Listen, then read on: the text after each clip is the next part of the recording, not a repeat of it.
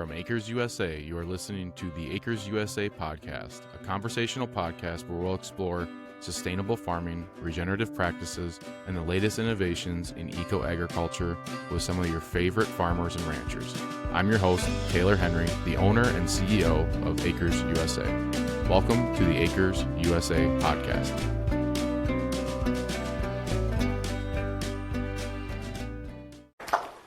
Thank you all for coming. Can you hear me well enough? Okay.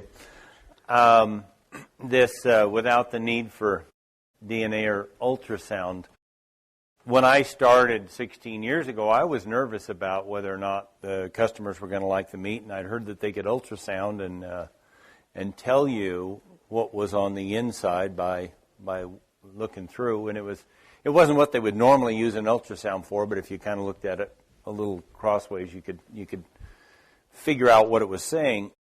So the last year that I did that, I spent $1,065 getting, I don't remember how many animals sounded, and I had already scored them before I brought them to the corral.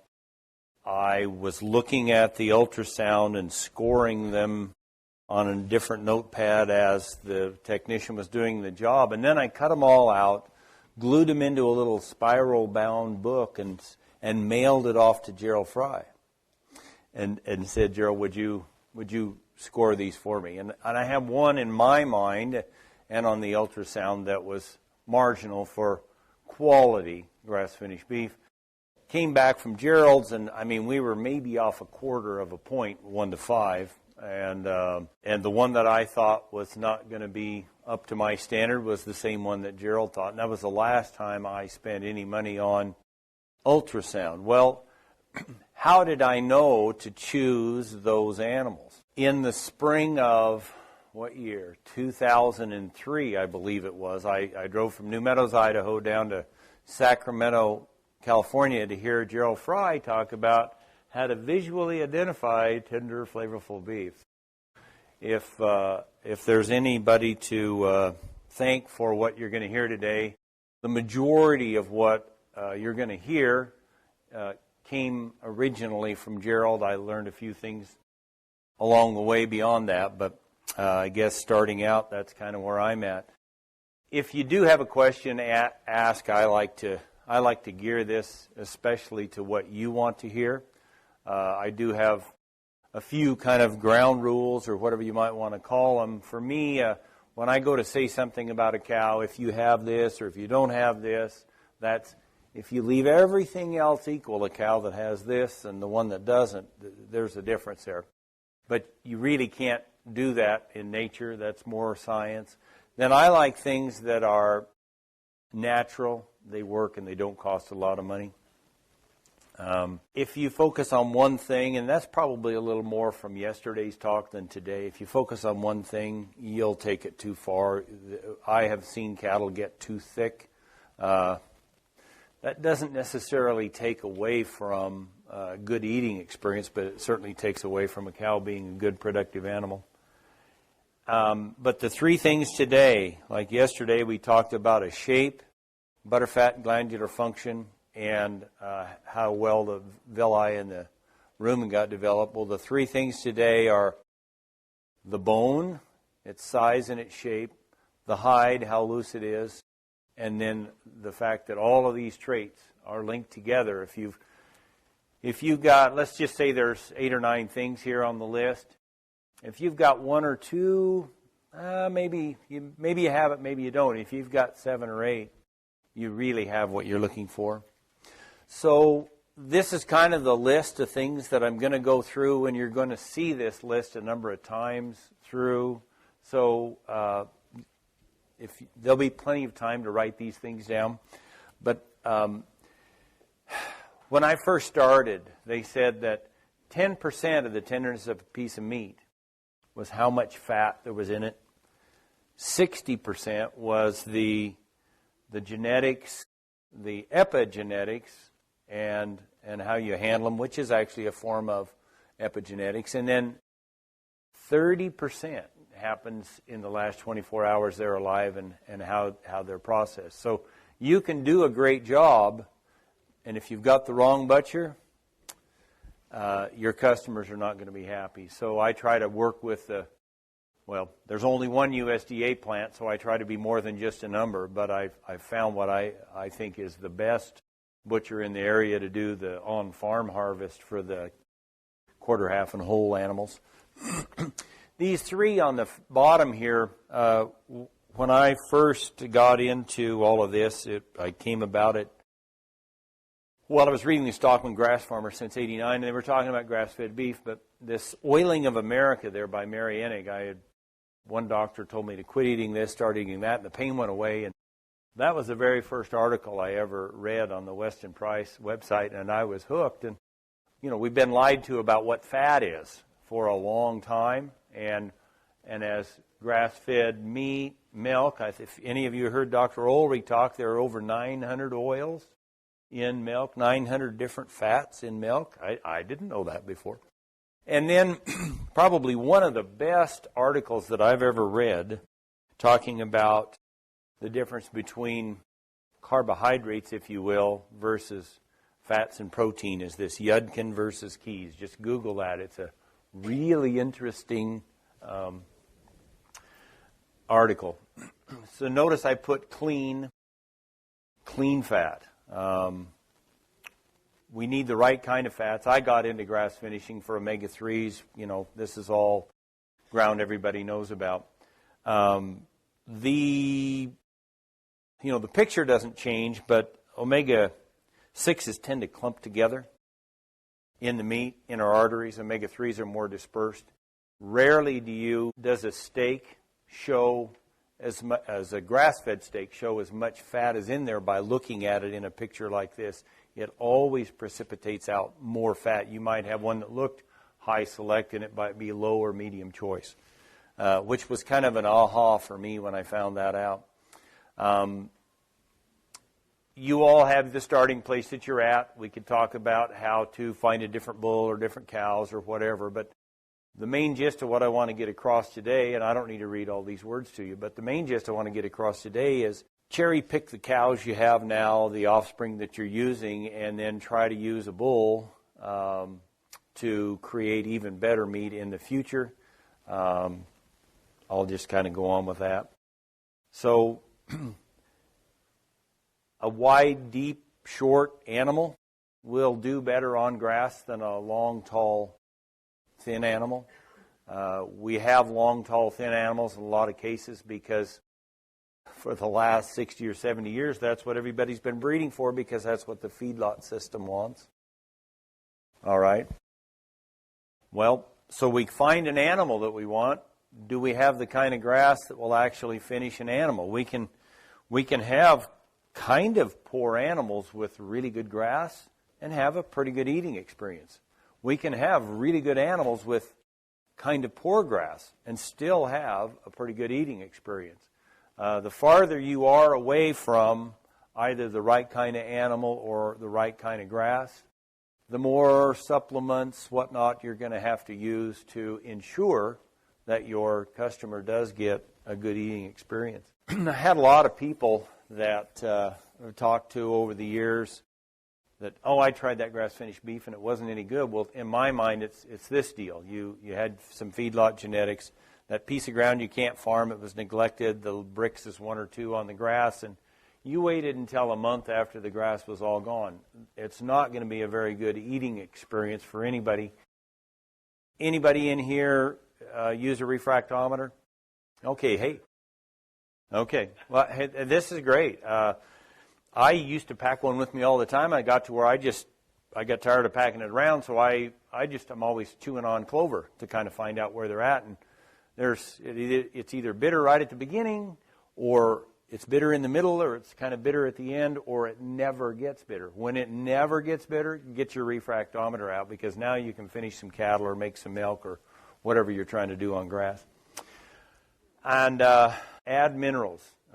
Maynard Murray, Sea Energy Agriculture, Elaine Ingham.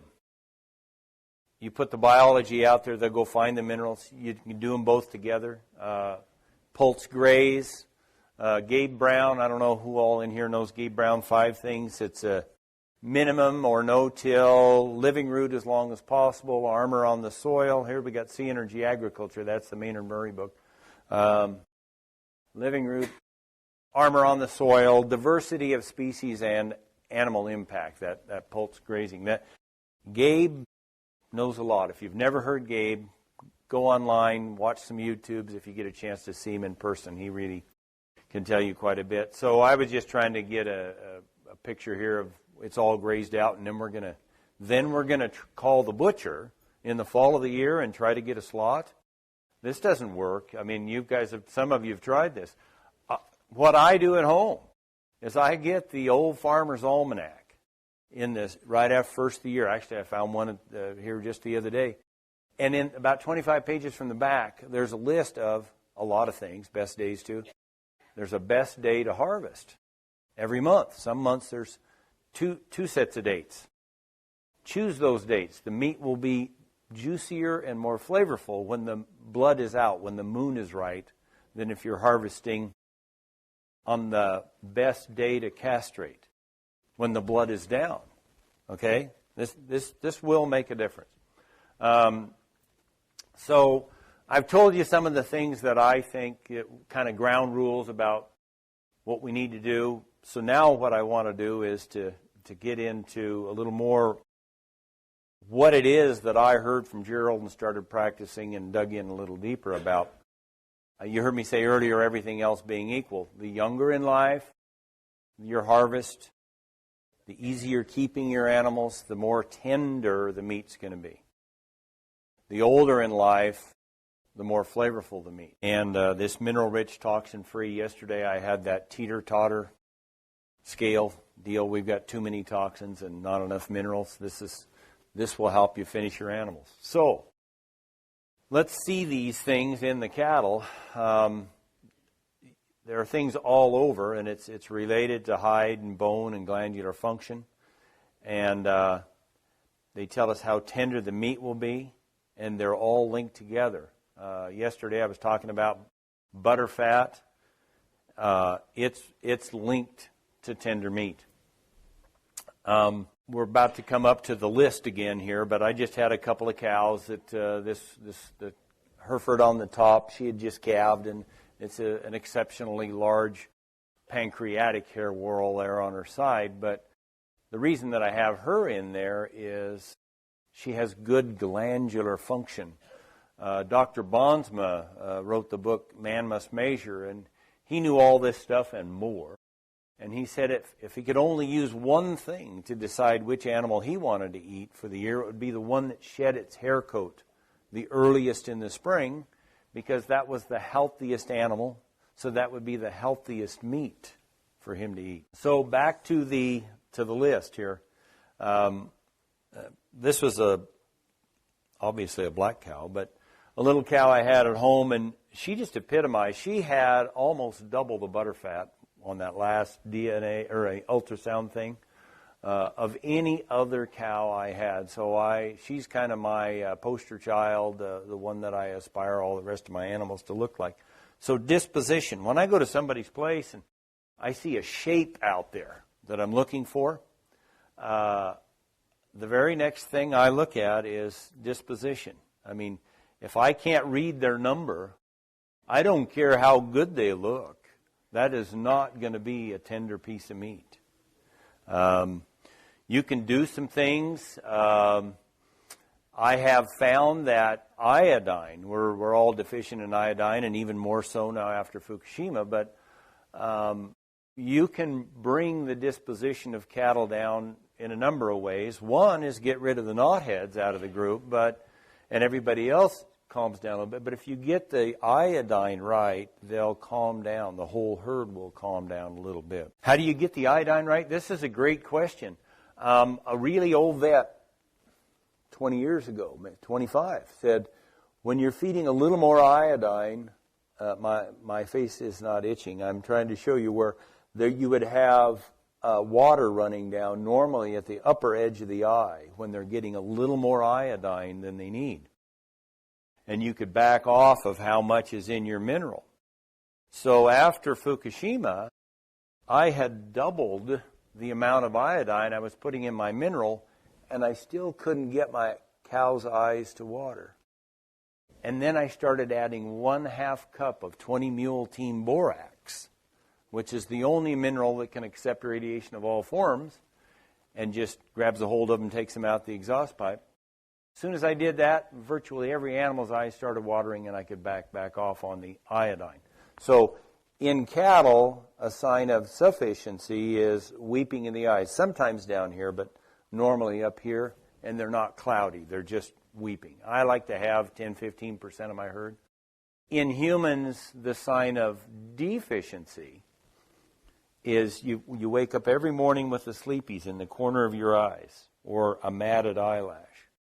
I was at a gentleman's place once, and I saw one of his kids. I'm getting way off track. I better stop this. And one of his boys had just a matted eyelash. I think there were 9 or 10 in the family, and I turned around and I said, "Look at so-and-so's eyelashes. You've got a raging iodine deficiency. You need to fix this." And it's not just him, it's all 10 of you. It's back there a year and a half later, crystal clear eyes. So small, dense bone, the knee joint above that. In this one, she's just got a silky hair coat and then glandular expression, and I'll get into that a little bit more. But this next slide is more about the bones. I had seen Gerald there in 2003 down in Sacramento. Well, then I went up to Moses Lake, Washington, to a friend's place. He had Gerald come up, and Charles Walters called, was needing pictures of dung beetles and some manure for the book that's upstairs or wherever it is. And he must have asked Gerald what he's doing. He says, "Well, I'm standing here looking over the fence at Miss America." So I knew I was looking at a really good cow. But the thing that I never really got was the shape of this front leg. I had to go back to that guy's ranch a year later, drove an hour out of my way each direction when I was in Washington State to see that cow, to see what Gerald had told me, but I didn't get out of the shape of that bone. So one of the things about the bone is unusually small for the size of the animal. Bulls are always going to have bigger bones than cows, but for the size of the animal. So somebody was asking me, well, what would I look for? So I was using the keyboard and trying to come as close as I could to describing, well, what would they look like? And the two parentheses there on the left are the knee joint, kind of close together. Clear over to the right, you see how much wider I have them? Well, look at the picture above and the size of that knee joint, and then look to the picture on the left and see how small that is, like a deer or an elk. Very small in diameter, but short in length. And then once they get small, they ever so slowly widen out just to the width of the hoof. Can you all see this in this photo? Do we need to turn the lights down so this pops out anymore? We're good? Okay. And of all the things that I'm going to talk about today, if you can cement in your mind what that is, this will be the best indicator of gourmet beef.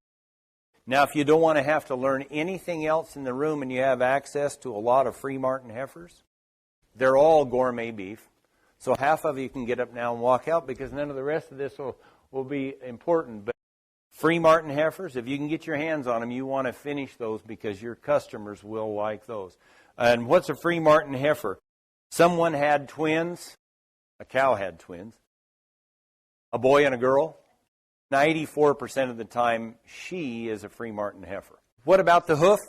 On the left, once that gets small, just below that cow's knee, you see what I did with there it says tender and then cannon. I've got the forward slash and the back slash. We want those widening out just to the width of the hoof. We don't want them going down and splaying out at the last minute. That's not bad, but really good meat is where they're like the keystrokes on the far left side. From the knee down. Yep. And I have a few, I don't know, yesterday I have a few zip drives of these 2 PowerPoints still left from yesterday if anybody wants one. So cementing this in your mind. I just saw this one on the right about a week ago. And in Idaho, you have to ask before you take a picture on somebody's farm. They passed a law because people that were doing bad things were getting in trouble because people were coming on their farms and taking videos and pictures. So they passed a law that says you have to ask the fellow that owned this steer. Hey everybody, this year's 50th annual Acres USA EcoEgg Conference was one for the record books. And now you can relive many of the inspiring moments. The 2025 EcoEgg recordings are now available for purchase, featuring all keynotes, breakout sessions, and other expert presentations from the nation's leading ecological ag thinkers and practitioners such as Gabe Brown, Joel Salatin, John Kemp, Nasha Winters, Dr. Don Huber, and many more. There's over 30 presentations. Whether you're a farmer, rancher, educator, or ag professional, these recordings put the best of sustainable agriculture at your fingertips, so you can learn at your pace, revisit ideas, and take your operation to the next level. Don't miss out and head to the link in the show notes and get your complete set of the 2025 EcoEgg recordings today. Your soil, your farm, and your future will thank you. I mean, that steer weighs 1,250, 1,300 pounds. Those are really big bones. I didn't blow anything up there or whatnot. Along with the front cannon bone, we're still talking about bones here, is a flat rib bone, not in between, but the rib bone itself and the jaw bone. So this next one, I've got some rib bones, what I could find on line. The guy's hand there on the left, in the middle of that bone, can you see that it's concave?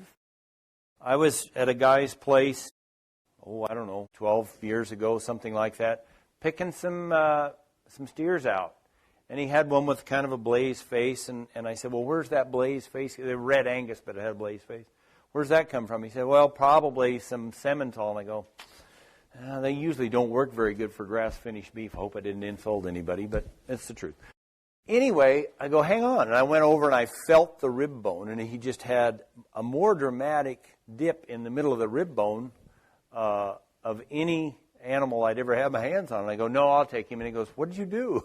So we went over and I put his finger in that dip in the middle. So the picture on the right there, I was just trying to show a rounded on the right, a more flat in the middle, and a less rounded on the left. And then I tried to blow that center one up, but I couldn't figure out if it was actually a little bit concave or if it was only flat. Flat's a good piece of meat. Concave is a great piece of meat. Rounded is going to be a tough piece of meat. And so then the jaw, you can see where you're feeling. Can you see? I mean, I've got those two circles, so I kind of tried to blow it up. Can you see how there's a little bit of a ridge there where I blew that up? And over on the one on the right, it's rounded. The one on the right, if you're feeling the jawbone of the animal, that one's going to be chewier than the one on the left, where there's a dip in the middle of that jawbone. And the guys out of Australia, Classic Livestock Management System, CLMS, they took 100 milk cows that they'd already tested for A1, A2 milk and put in front of them. And the only thing those guys did was felt the jawbone and told them whether they were double A2, A1, A2, or double A1, and they got 99 out of 100 right by only feeling the jawbone. And it was that dip in the jawbone. Live animal. Yeah, no need for that DNA. The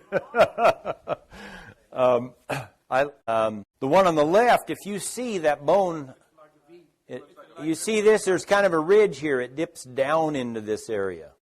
Where this one is, well, let me just go forward. Maybe it's actually easier to see on that slide. Is it easier to see that way? Okay.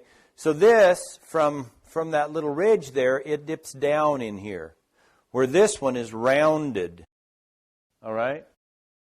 Good question. The dip in the middle, like the dip in the middle of the rib bone, is really tender meat. The dip in the middle of the jawbone is really tender meat. Yes, ma'am. That's a great question. The dip in the jawbone will kind of be there through life. At a young age, 8, 12, 14 months of age, that dip in the rib, that's when it's the most accurate. The older an animal gets, the more their ribs grow out and the more they tend to have a dip or be flat in the middle. So that acts, thank you, because I'd have gone right past that if you hadn't asked that question. This on the guy holding up there, those dips in the middle of those bones, that's probably good up to maybe 18 months of age.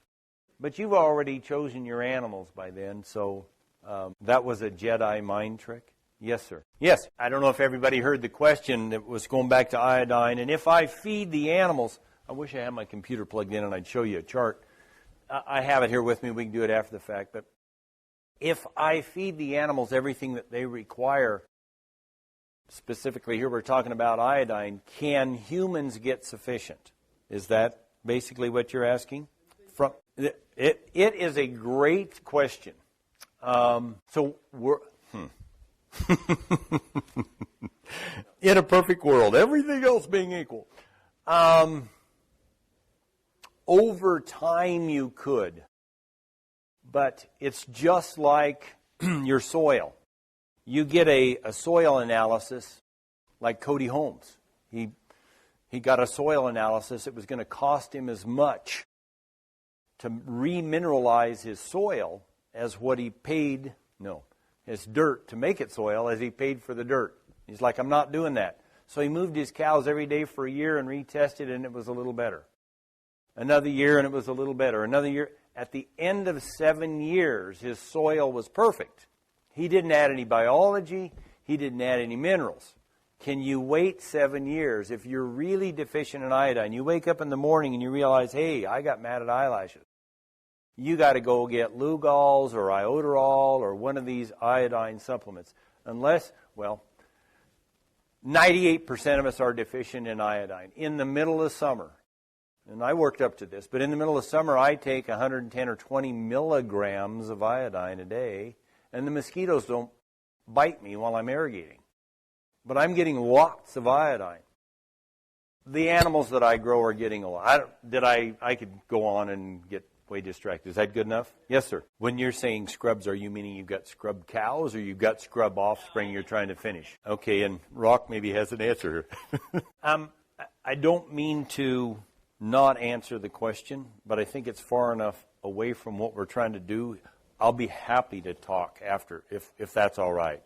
And if anybody wants to hear that answer, you ask it again. I will forget because I do that sort of thing.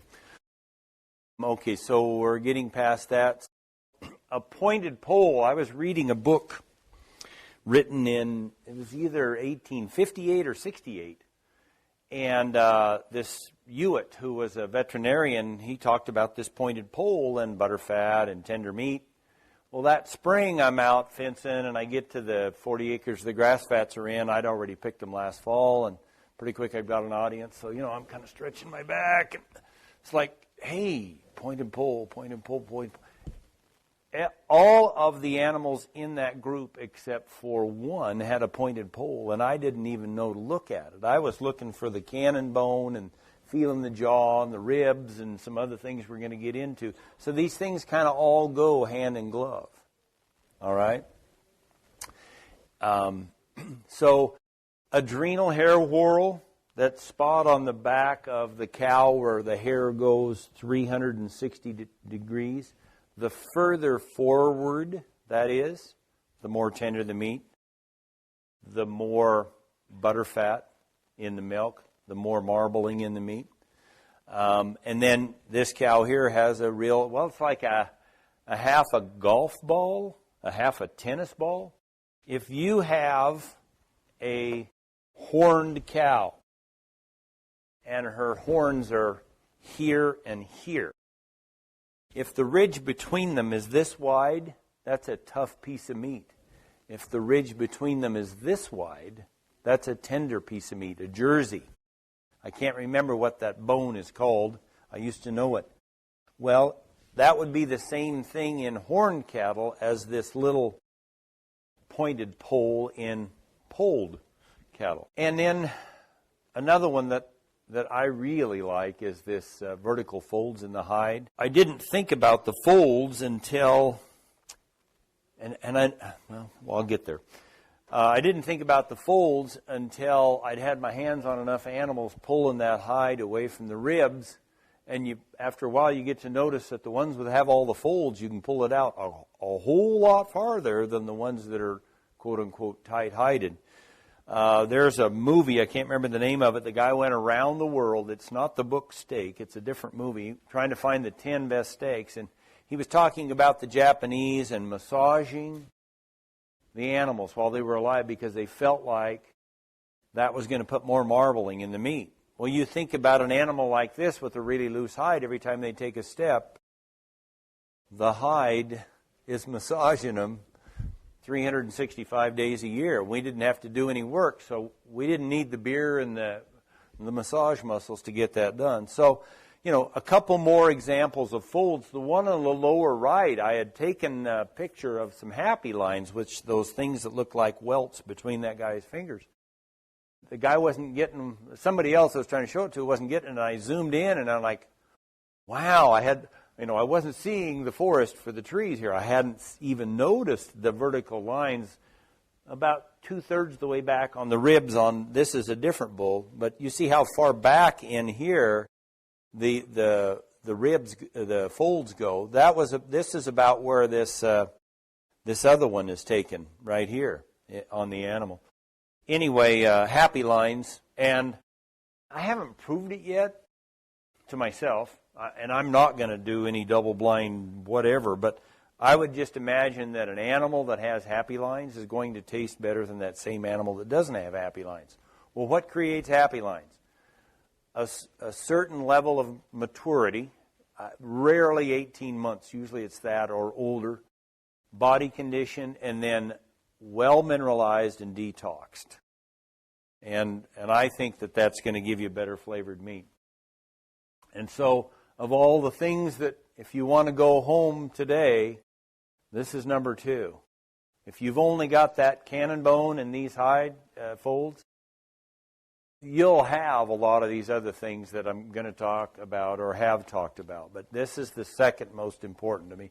If you want to compare them to ultrasounds, the cannon bone, which is a little harder to know, is number 1. But this one's pretty easy to see, especially on an animal like that. That one right there is probably the one that you're going to go home with and say, I can do that.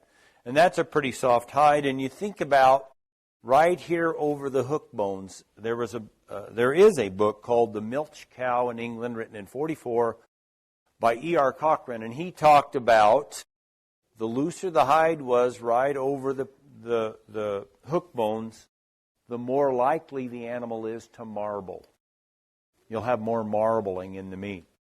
The looser the hide was over the pin bones, the more butter fat there would be in the milk. So a clean hock, you've probably all eaten a steak where it was tender, it was flavorful, and you chewed and chewed and chewed, and when you got all done, there was still this bit of connective tissue, not real thick, but there was this connective tissue, and you didn't know whether you were supposed to be nice and swallow it or put it on your fork and back on the plate. With a clean hock, which these two are better, kind of like our Achilles, where that hide just collapses back in around that tendon that runs from the hock up, right there. If you were to reach in there and around, well, start up above so you don't get kicked, and reach in there and feel it was like you were rubbing hide against hide, you're not going to have any of that connective tissue, that chewy thing that would be left over. I was at a guy's place one time selecting animals. I think the first one through the chute was one of a set of twin steers. And it's like, yeah, I'll take him. Well, about 5 later, here comes the brother. I don't know that this is the twin brother. And I get doing my stuff, and I reach down there, and I mean, it's just like gristle in there. And I don't want him. He's going to be tough meat. This. And he's like, well, how can he be? He's a twin. Well, this is kind of a part of your answer about prepotent, close-bred, years of thoughtful breeding cows and bulls. So we have repeatability. When I first started, I needed to know these things because I was going and cherry picking.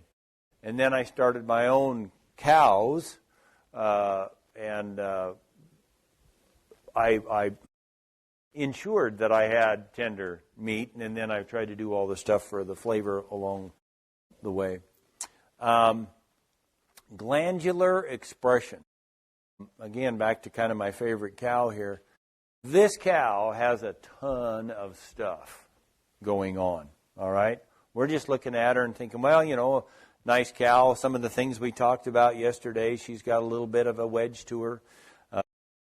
She's deep enough. You don't need one that's any deeper. I think she, for some reason in that photo, might be pinched a little bit from, I think she's slightly longer than that. Yeah. But anyway, the thymus. That looks like that hair is painted uphill. And the bigger that is, generally, overall, the better the health. Now we're back to Jan Bonsma saying the animal that shed its hair coat the earliest in the spring is the one he wanted. Well, this would be an indicator of that.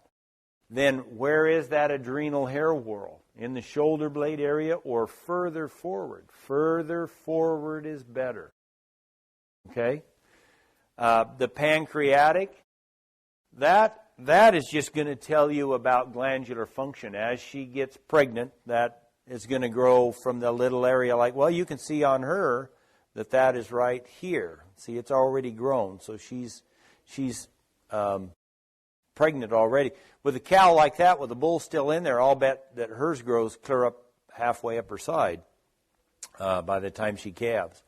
But there we go. That's a pregnancy check. We don't need to bring the vet out. The other one is right here in the adrenal hair whorl. When a heifer calf starts cycling, there'll be 3, 4, 5, 6 hairs stand up right in the middle of that when she starts producing estrogen. In the adrenal hair whorl right here. Anyway, I'm sorry, Rock.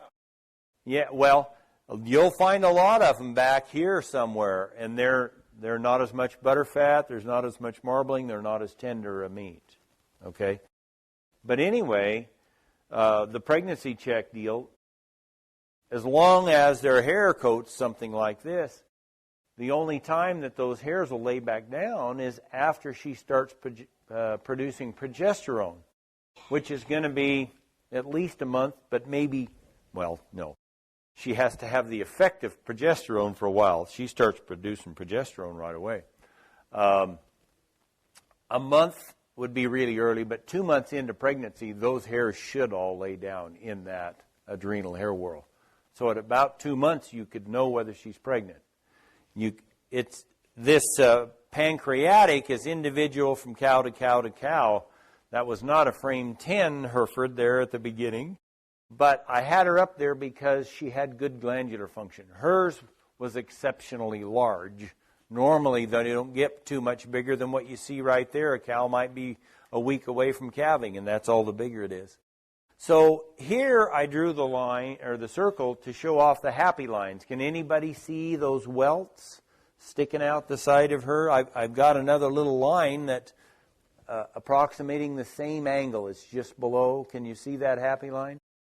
You're going to know that your mineral program's pretty good and you're getting them detoxed, whether you're using minerals to do that or, personally, I like the Redmond conditioner to do that. But we're not done with her yet. The earlier in life this stifle muscle shows up, the better her glandular system, the better her reproductive soundness, and then kind of one that you're never really talk about, but down here in that lower cannon bone on the back leg, it looks like there's a little area right here that's a shadow. That's because that's concave right there, running up and down. Rarely do you see an animal that has that concave. Now that would be real. She'd eat as good as that other black cow. So the first time I tried something that I call twice-aged beef, it was on that other black cow. She was about 14, couldn't have a calf again. I didn't want to grind her all up, so I cut the steaks, vacuum sealed them, put them in the refrigerator at 35 degrees for 35 days, got them out. Before I froze all of them, I kept one, and I cooked a ribeye steak. And I picked my plate up, and I licked all the fat off of that plate. That was the best piece of meat I've ever eaten in my life. She would eat the same way. This is not that cow. The escussion is another one of those glandular functions. I mentioned it yesterday. There was a Frenchman, it took him about 30 years to figure this out on dairy animals in France. And basically the escussion mirror, the taller the handle of that shovel is, and the wider it is, the earlier in lactation she'll come into full milk production, and the longer she'll stay in high milk production. And I can't remember. Yeah, I've got it on the next slide, so I might as well go there. You can see how much wider this escussion is than the one on the page before. This one widens out just at the top. This one's wide all the way down. But what I really want to show you here is, and Gerald, this was not in Francois Guinon, like filet mignon. This part right here was not in Guinon's book. This little dotted line. If you have a spade that the top of it, and I just put that for example. The top of her spade is not where that dotted line is. Okay, it's lower and it's flat. But I couldn't find the one I wanted to show you, so I just made it up with this cow. If it's like you're going to put that shovel in the ground and your foot's going to slide in towards the handle, that's a lot of butterfat. That'll be marbling in the meat. If it's sloped off to the right, like you were going to put your foot on that spade of that shovel and your foot was going to slide off, that's less butterfat. We're not talking about volume of milk, a little bit volume of milk. We're not talking about protein.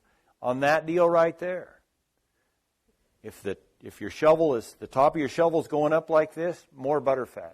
If the top of your shovel is sloped off, less butterfat. And then just a few more things, examples of different ones. The lower right-hand one, I like how crisp the lines are here in between this. She's got some long, silky hair in there, which I'd rather not see. Let's go back to this girl. This hair here is really, really short. It's all running uphill. You'd almost have a hard time catching it with your fingernail. Okay, so the one on the right here, she's got this long, silky hair, but I still like the picture just because of how crisp this line was on the spade and on the handle. And the extra teats, more butterfat. More butterfat equals more marbling. More marbling, more flavor and more tender meat. Yeah, these two are extra. You can't see the two in front, but these two are extra. When we were doing a lot of embryos, we found that cows that had the extra teats gave you a whole lot better embryo than the ones that didn't, everything else being equal. So while we're right here and we were talking about vertical lines before, something that I started noticing probably 8 years ago was the more vertical folds you had from the vulva down to the udder area on a heifer calf. On the cow, fine, but we're trying to pick good cows out of heifers. The more vertical folds you've got, and the closer they are together in this area here, the more butterfat she's going to have. Those turn into really good cows. And then this was just a real bald udder. Now, a bald udder at the Canadian border has more hair on it than a bald udder at the Mexican border. Okay? So we got to take our zip code kind of into account. So how do we see this butterfat? And this is at the bottom of the tail, and you can see those yellow flakes. And on this one, you can just kind of barely see them coming out into the hair here. But on this ear, I think I got another little circle. Oh, yeah. Okay, so the same thing. Flakes coming out here.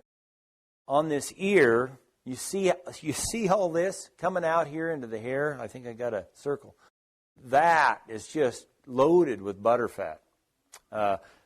It can be really dusty and there's a little oil in there and you think you've got a lot in there. It needs to be this yellow for it to be telling you that it's butterfat. Absolutely. The question is that vary pasture versus stored feeds? The more the animals, what's the best way to describe that? The more they're harvesting the feed themselves, the more you're going to get these kinds of responses. The more it's oxidized and the more diesel we've put into the sky, putting it up, the less you're going to see of this. So it would be harder to see in the winter. But if you saw it in the winter, that means you really had what you were looking for. Animals that perform well on your winter feed. That was a yawn and not a question. No, sorry, you got to ask a question now. This dark oily streak down the back, healthy sebaceous fluid.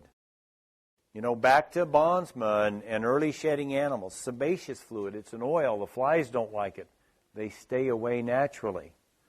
How many in here have cows and calves already? How many of you have a bull that hardly has any fly? If you want to breed fly resistance into your herd, use that bull, because he's got a good glandular system, healthy, sebaceous. Usually they just attack the bulls. When you find a bull that doesn't have that and he's got the other things you're looking for, you're going to breed good stuff in. And so if we don't know these things, why do I put less volume of meat? Well, these, as I said yesterday, these animals that have more butter fat, they gain more and they eat less doing it. They don't have to eat as much. I don't know. I don't want to get into that. But the dead hair over the ribs, not what Bondsma was looking for. He wanted them to slick or shed off and slick out really early in the spring. Always hungry. Toes pointed out. Front or back end of an animal, not a very efficient animal. The less efficient the animal, the more months it's going to take to finish that animal, regardless of the quality of your feed.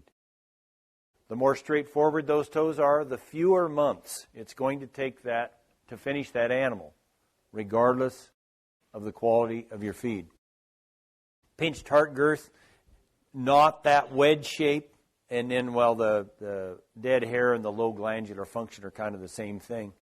She does have a big broom tail on the bottom, a lot of hair on the switch, which is a good thing for reproduction. But look at this raised tail process. You guys probably all saw that skeleton I showed yesterday with a really small pelvic opening.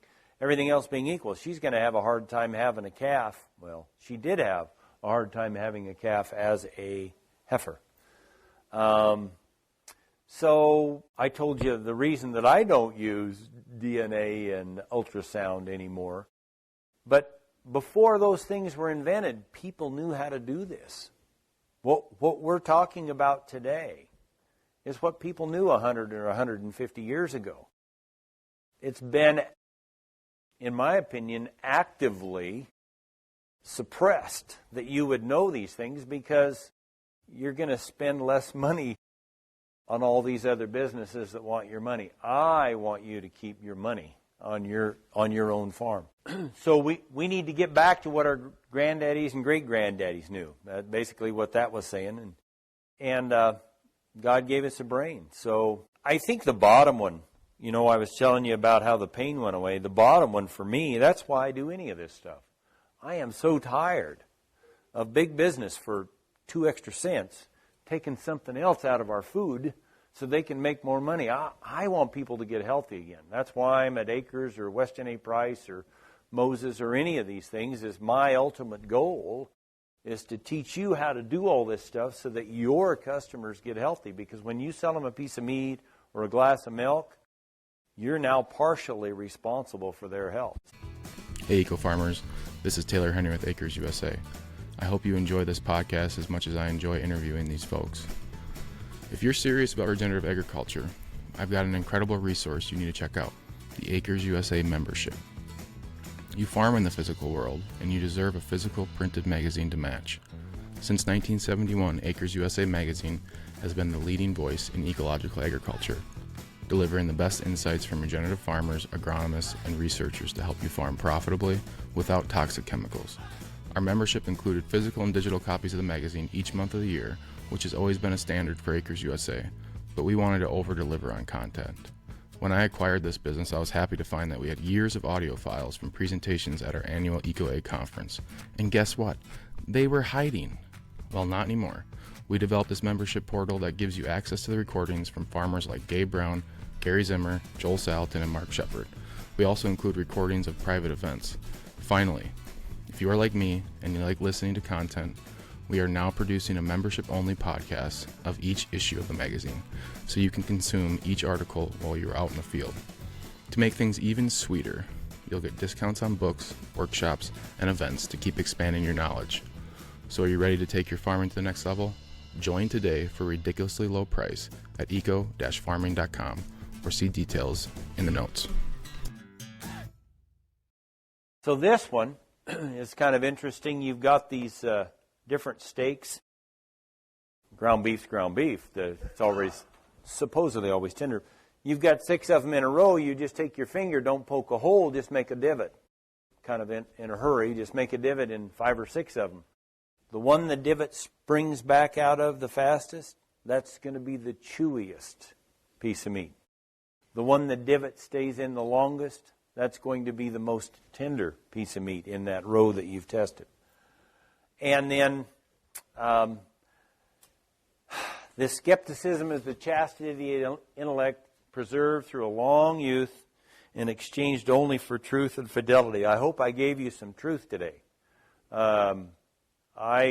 Seriously, I want you all to go home and benefit from this. This has been very, very valuable to me ever since I first heard Gerald talk about this.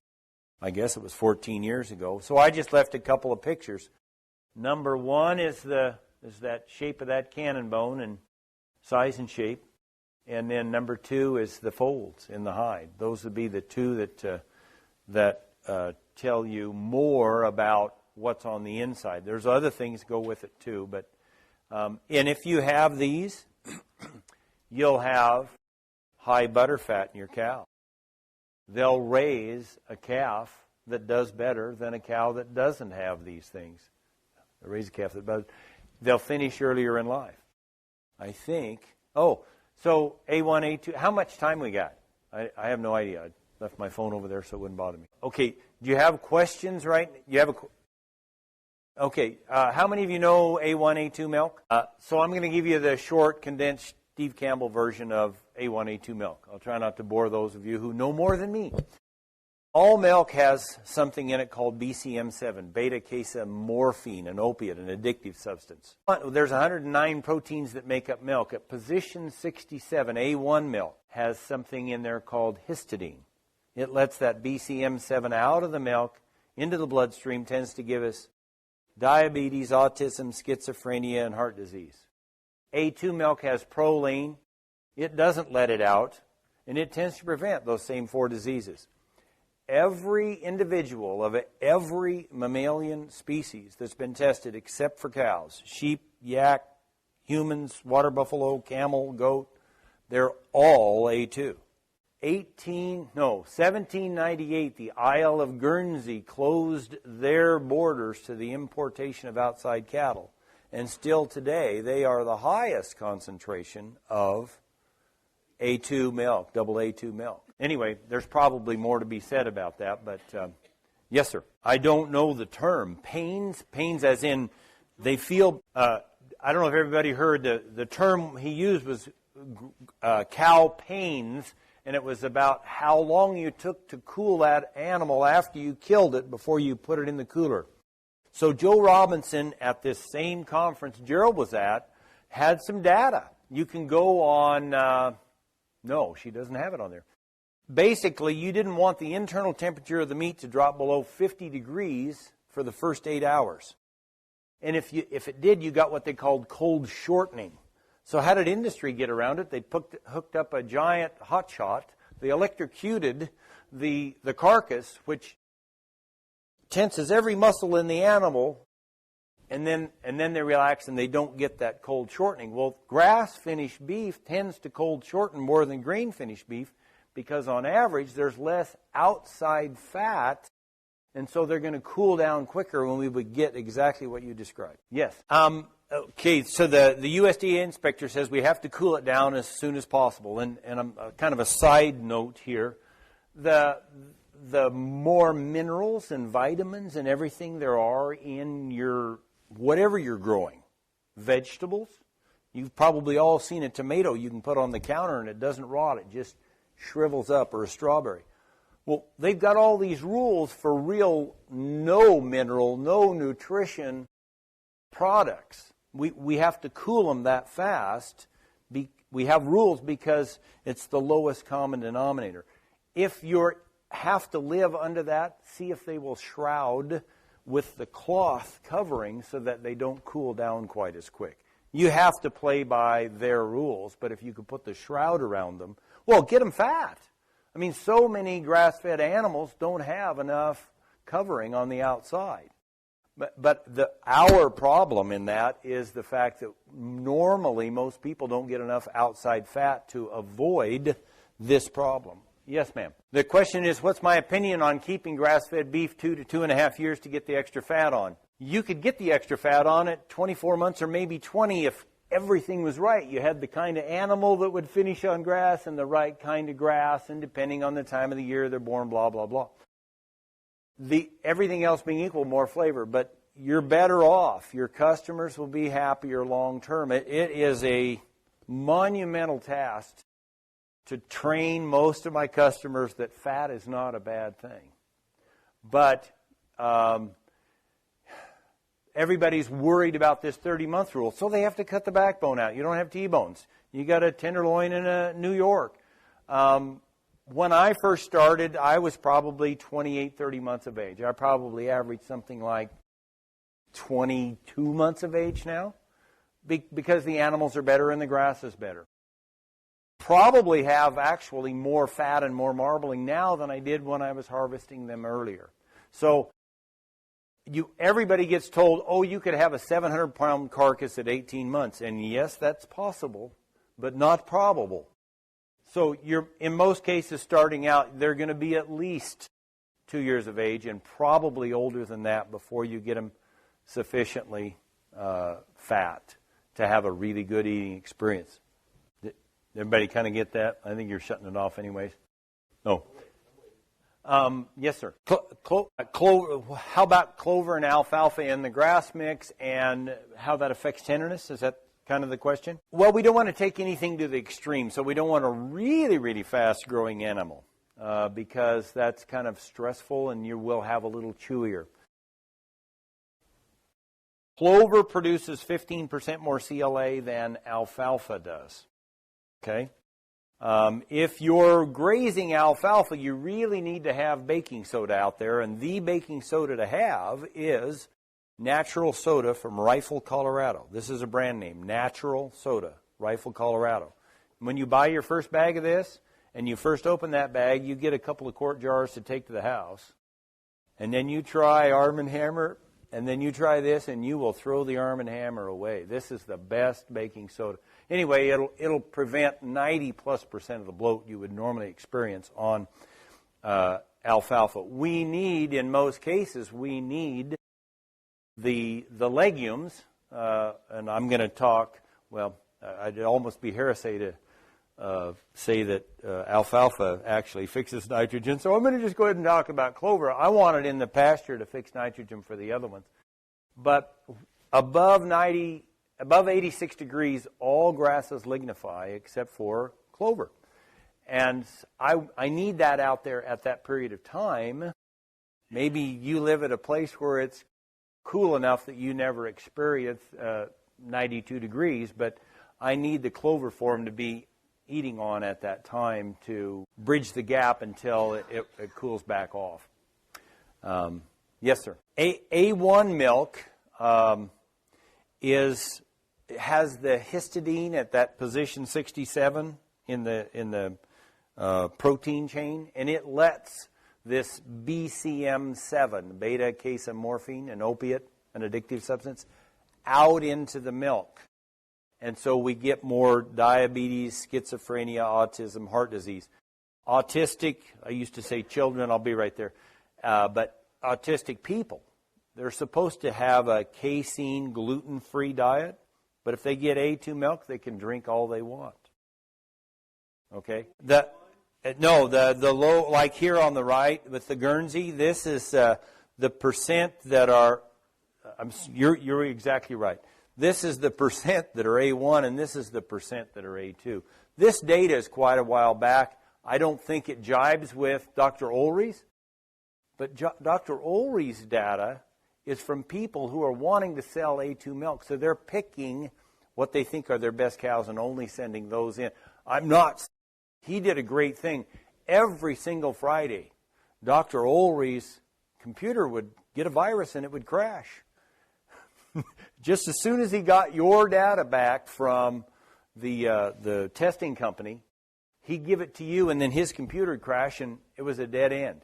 I mean, he was putting himself at risk to protect you as a dairy producer so that the A2 Milk Corporation couldn't come after you for selling their patented product.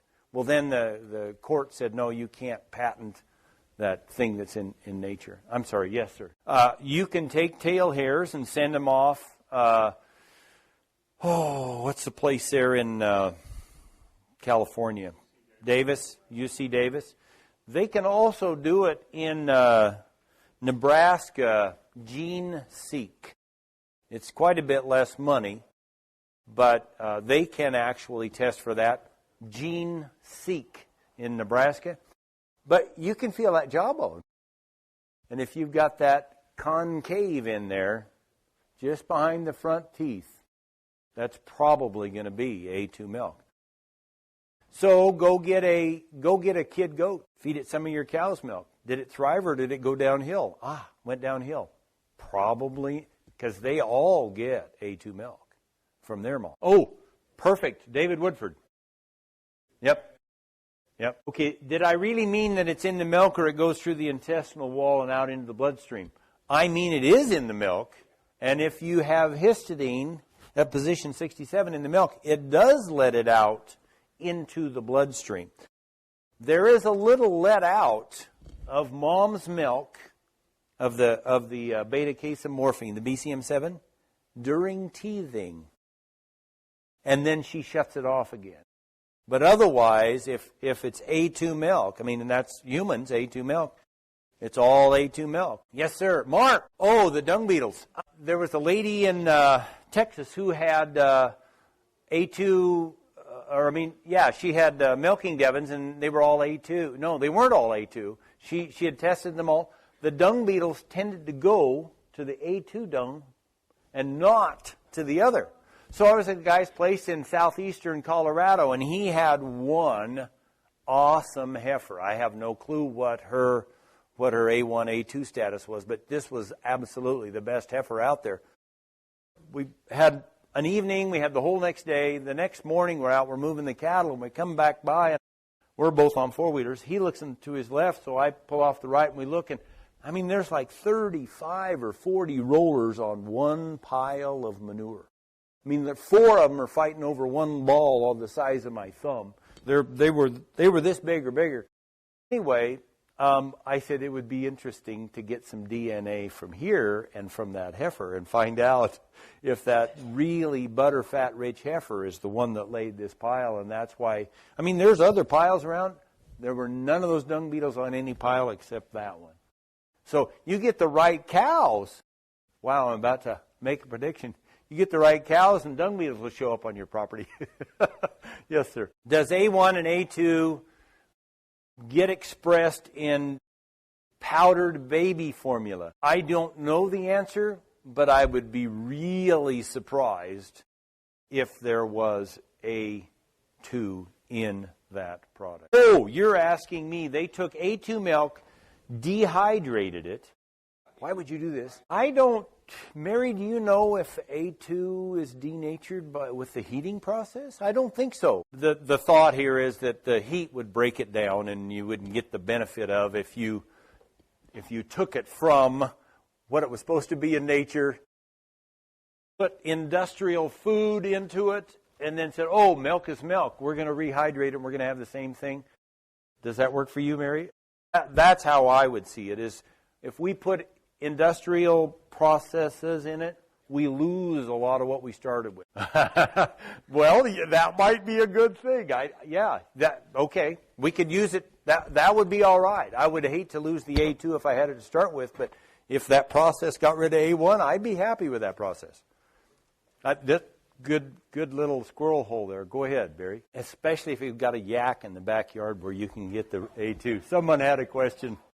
Over here. Yes, sir. The question is, do I suppose all these big dairies are using A2 bulls? And the lead into that was that if you AI'd 2 generations in a row to A2 bulls, you would breed out all the A1. I'm going to answer the last part first. It doesn't happen that fast. It takes longer than that.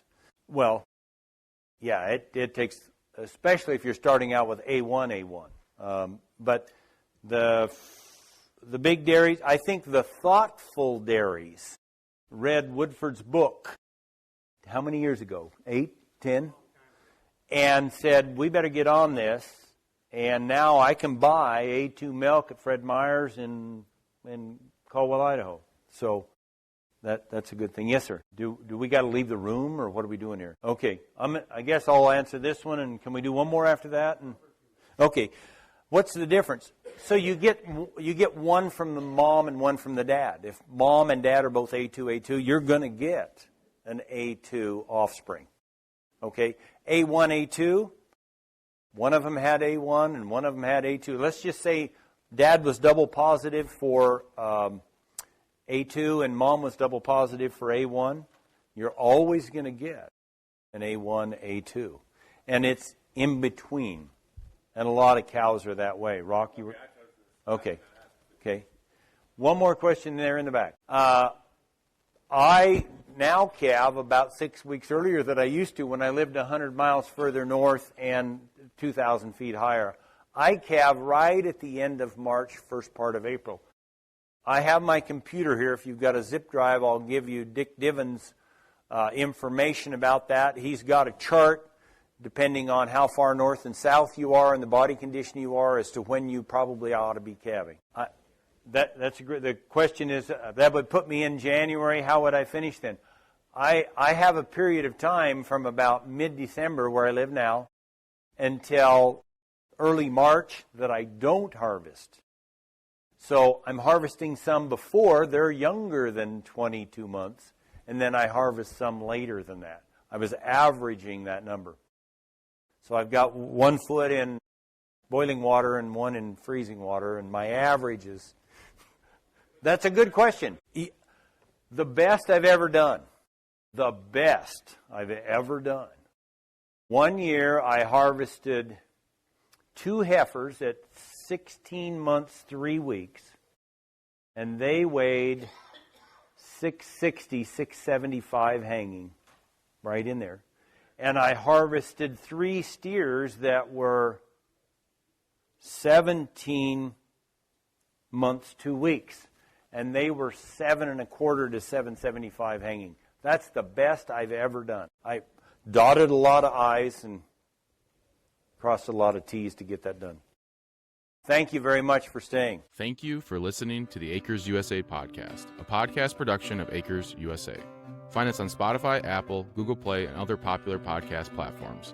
Acres USA is North America's oldest publisher on production-scale organic and regenerative farming. For more than 50 years, our mission has been to help farmers, ranchers, and market gardeners grow food profitably, regeneratively, and with nature in mind. Find our books and other Acres USA media and learn about Acres USA events at acresusa.com. Read our online magazine at members.acresusa.com, and we'd like to thank Acres USA staff for their contributions to producing this podcast. This episode was edited and engineered by Weston Larson of Acres USA. We're grateful to our guests for taking the time to talk with us about their experiences.